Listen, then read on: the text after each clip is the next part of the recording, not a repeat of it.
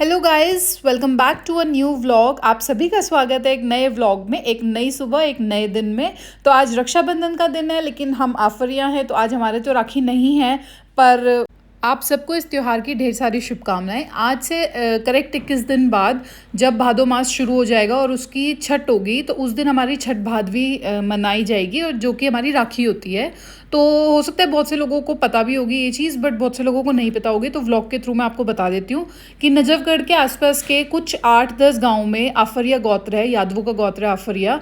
तो वो लोग राखी 21 दिन के बाद सेलिब्रेट करते हैं। आज के दिन, मतलब जिस दिन सबकी राखी होती है पूर्णमासी को, उस दिन नहीं सेलिब्रेट करते हैं।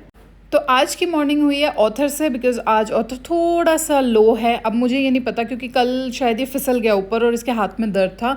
तो आज ये बहुत क्रैंकी सा हुआ है, उठने का नाम ही नहीं ले रहा था, बस बार बार सोच रहा था कि मैं इसको प्यार ही करती रहूँ। तो उठने के बाद मैंने ब्रेकफास्ट बनाया, बिकॉज मम्मी और सारे कामों में बिजी थी। और सबसे पहले ब्रेकफास्ट बना के ऑथर को खाना दिया, बिकॉज हम आज शायद नानी के घर जाएंगे, तो इसको फिर पूरे दिन के लिए खाना देना पड़ता है। और खाना आते ही तो फिर नॉर्मल हो गया, फिर इसको कोई हाथ में पेन नहीं था, कुछ नहीं था। और देखो अपनी जगह ले ली, आते ही कि खाना खिलाएगी तो ऊपर बेड पे चढ़ गया। वैसे तो अधिकतर मेरी कोशिश यही रहती है कि इसको मैं नीचे बैठा के खाना दूँ, पर आज थोड़ा सा बीमार है तो मैंने सोचा कोई नहीं, एक दिन में कुछ नहीं होता। तो इसलिए मैंने इसको बेड पे भी चढ़ने दिया और वहीं पे इसको खाना दे दिया। बाकी अब मम्मी और सब नहा तो चुके हैं, रेडी नहीं हुए, और पहले हमने सोचा अपना ब्रंच कर ले और फिर एक बार उसके बाद निकलेंगे रेडी होने के बाद।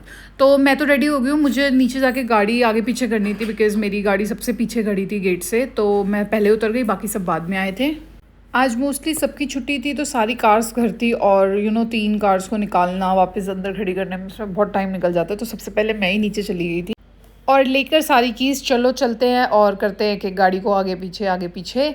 तो पहले स्कॉर्पियो को सेल्फ लगा के ऑन कर देते हैं थोड़ी देर के लिए, ये भी थोड़ी इग्नाइट हो जाएगी। और अब पहले गेट खोलना पड़ेगा। और ये है भूरी सारा दिन ही हमारे घर रहती है, अब तो मोस्टली ज़्यादातर हमारे ही घर रहती है। ये ऑथर की बेस्ट फ्रेंड है। और गेट खोल के देखा तो गली में तो मुझे कोई जगह ही नहीं दिख रही 3 गाड़ी लगाने की। एक तो शायद सामने लग जाएगी। यार मुझे ये नहीं समझ आता, घर के सामने लोग गाड़ी क्यों खड़ी करते हैं। मतलब या तो वो ये सोचते हैं कि इन वाले लोगों को निकालनी ही नहीं है गाड़ी या कुछ है, भाई बिल्कुल सामने लगा जाते हैं। और पार्किंग एटिकेट्स तो बिल्कुल ज़ीरो है कुछ लोगों के, बिल्कुल ज़ीरो। इतनी बाहर की साइड छोड़ के जाते हैं गाड़ी को।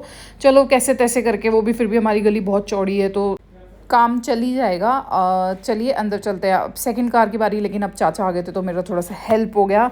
अब मेरी गाड़ी निकालने की बारी है, तो चलो मैं अपनी गाड़ी निकाल लेती हूँ, बिकॉज़ जाना भी है। मम्मी को फ़ोन कर दिया है, वो नीचे आने वाली हैं। फिर हम निकलेंगे नानी के घर जाने के लिए, तो अब बस निकल ही चुके हैं।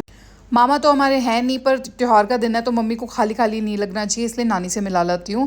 तो बस यही सोच के आज हमने प्लान कर लिया नानी के पास जाने का, वरना तो कोशिश यही थी कि आज के दिन बाहर ना निकले, क्योंकि ट्रैफिक बहुत होता है, सब लोग ही रोड पे है। भाई जिसको जाना है एक्चुअल में अपने मामा के घर या जिस रिलेटिव्स के घर, तो उनका तो फिर भी समझ आता है जाना। और जो मैं गाड़ी में बैठ के टॉप्स पहन रही हूँ, इस पे तो मेरी मम्मी ने गजब भी बेइज्जती मार दी कि तेरे बाजे एंड मोमेंट भी बचते हैं। अब यार मैं भूल गई पहनना, अब मैं क्या करूँ, इतने खाली खाली कान लग रहे। तो नानी टोक भी देती है, भाई कान क्यों खाली है, हाथ क्यों खाली है। तो लास्ट मोमेंट पे याद आया, मैंने मम्मी को वापस भेजा कि मेरे टॉप्स लेके आओ जल्दी से जाके, नए टॉप्स पहनने आज मुझे। तो ये मैंने पहन ली। फाइनली मम्मी की भाषा में एंड मोमेंट के सारे बाजे बज चुके हैं, और अब निकल जाते हैं। अब पूरे रास्ते डांट खाऊंगी, पूरे नहीं तो आधे तो ज़रूर खाऊंगी इस बात पे कि पहले नहीं याद रहता मुझे चीज़ें। पर चलो कोई बात नहीं, सफ़र काटने का सबसे अच्छा तरीका होता है मम्मी की डांट सुनना। या तो फिर भी अगर थोड़ा बहुत रास्ता बच जाए तो उसमें एक आध गाने चल जाते हैं। तो नांगलोई से रनोला आ गया था इसी चीज़ के बारे में बात करते करते।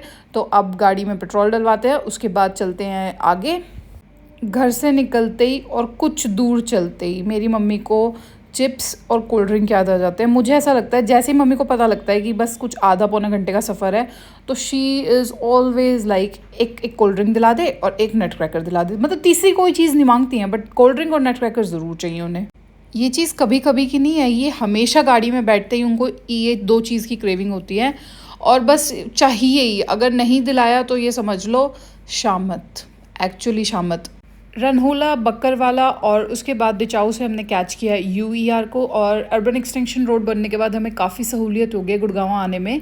तो नानी के पास हम बहुत जल्दी जल्दी आते रहते हैं, ऑलमोस्ट महीने में एक बार तो ज़रूर आ ही जाते हैं, उससे पहले भी बेशक जैसे टाइम लगता है।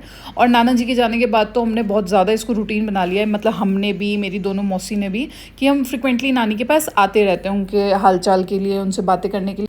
एंड ऑनेस्टली मुझसे पूछो तो जब से मेरी दादी गई हैं तो मुझे और भी ज़्यादा नानी के पास जाने के लिए मन करता है कि मैं बार बार उनके पास जाऊं, उनके साथ टाइम स्पेंड करूं।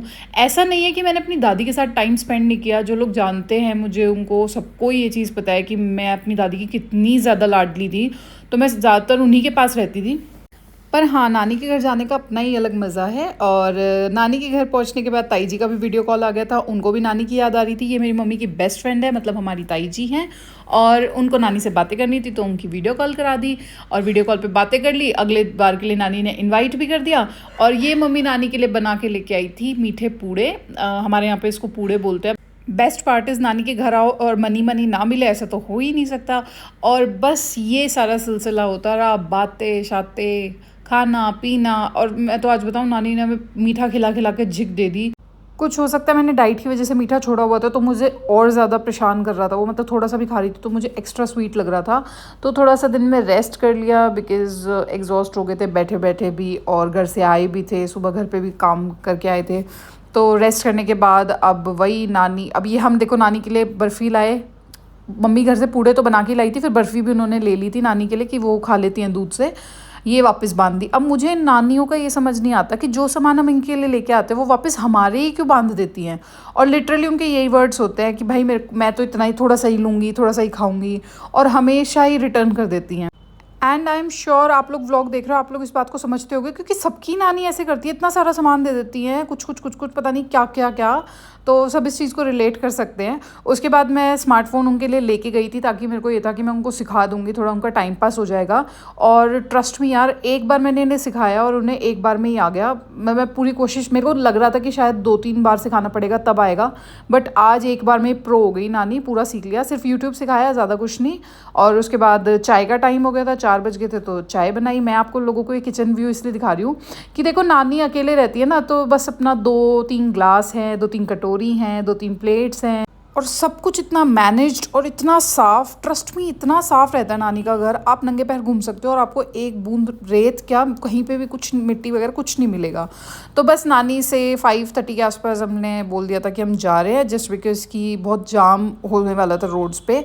और पूरे रास्ते हम बिल्कुल ठीक आए, लेकिन UER जैसे एंड होता है दिचाऊ, मतलब कापासेड़ा से जब दिचाऊ की तरफ एंड होता है, वहाँ पर पूरा 1 घंटा 10 मिनट स्टेबल एक ही जगह पे हम लोग बिल्कुल स्टेबल थे।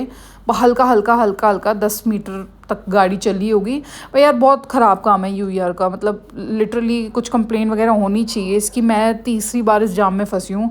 और गुड़गांव टू नांगलोई आने में हमें पूरे 3 घंटे लग गए। बस घर आने के बाद मम्मी तो बैठ गई जीजी के साथ सब शेयर करने में क्या सब सामान है। मैं ऊपर आ गई और उसके बाद रेस्ट किया, व्लॉग एडिट करके आप लोगों के लिए अपलोड कर देती हूँ ताकि आप भी आज का व्लॉग देख सके कि आज हमने अपने डे को कैसे सेलिब्रेट किया। तो जी मेरी राखी तो 21 डेज़ बाद है, तो आप उस व्लॉग को 21 डेज़ बाद देखेंगे। लेकिन मम्मी को उनकी मम्मी के पास मिला के ले आई, तो हमारा ये दिन आज बहुत स्पेशल था अपनी नानी के पास जाके। And through my vlog I want to address to every listener कि अपने घर के बड़े बूढ़ों का बहुत ध्यान रखिए, सबसे बड़ा पुण्य वही है। So good night.